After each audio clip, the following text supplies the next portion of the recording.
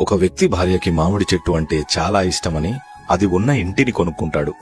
బంధువులు కావలసిన వాళ్ళు వాస్తు చూపించుకోవాలని పట్టుబడతారు. తప్పక ఒక వాస్తు విశేషజ్ఞుణ్ణి వెంటబెట్టుకుని కారులో వెళ్తుండగా ఎవరు వెనుక నుండి వచ్చి హారన్ కొట్టినా స్పీడ్ తగ్గించుకొని వాళ్ళని ఓవర్టేక్ చేయనీయడం గమనించిన వాస్తు గురువు ఎందుకలా చేస్తున్నారు అని అడుగుతాడు. అంటే ఆ వెనుక వచ్చే అతనికి మనకంటే ఎంత అవసరం ఉందో ముందుకు వెళ్లడానికి అని అతనికి దారిచ్చాను అని అంటాడు.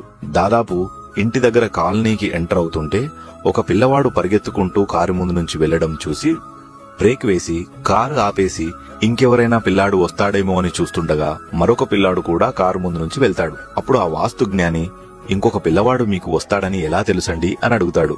పిల్లలెప్పుడూ ఒంటరిగా ఆడుకోరు కదండి, స్నేహితులతోనే ఆడతారు అని అంటాడు. సరిగ్గా ఇంటి ముందుకు చేరుకోగానే మామిడి చెట్టుపై నుంచి పక్షులన్నీ ఎగిరిపోవడం గమనించిన యజమాని, గురువుగారు ఇప్పుడే కారు దిగకండి, మనం కారులోనే ఉండి వాళ్ళు వెళ్ళాక వెళ్దాము అని అంటాడు. కాని ఆ వాస్తు గురువు అక్కడ ఎవరూ లేరు కదా అని మనసులో అనుకుంటూ చూస్తుండగానే కొంతమంది పిల్లలు వచ్చి ఆ మామిడి చెట్టుకు రాలిన పళ్ళను తీసుకుని వెళ్తారు.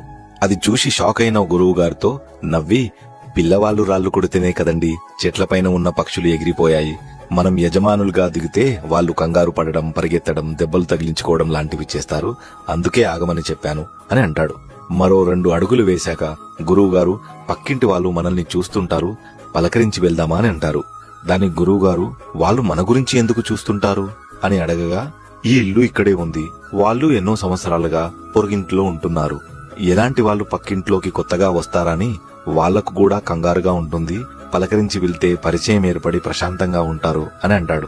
ఇవన్నీ చూసిన వాస్తు గురువు గారు, ఏవండి, వాస్తు అంటే ప్రకృతి, పరిసరాలు, మనుషులు, వాటి ప్రశాంతతను గౌరవించడం, అన్నింటిలోనూ మంచి చూస్తూ అందరికీ సహాయపడే గుణమున్న మీలాంటి మనస్తత్వం ఉన్న వాళ్ళకి వాస్తు ఎప్పుడు అనుకూలంగానే ఉంటుంది, ఎప్పుడు శుభమే జరుగుతుంది అని చెప్పి, కానీ సమాజాన్ని ప్రేమించిన వారిని ఇంట్లో వారు చిన్నచూపు చూస్తారు, అదొక్కటి మనసులో ఉంచుకోండి అని చెప్పి వెళ్లిపోతాడు.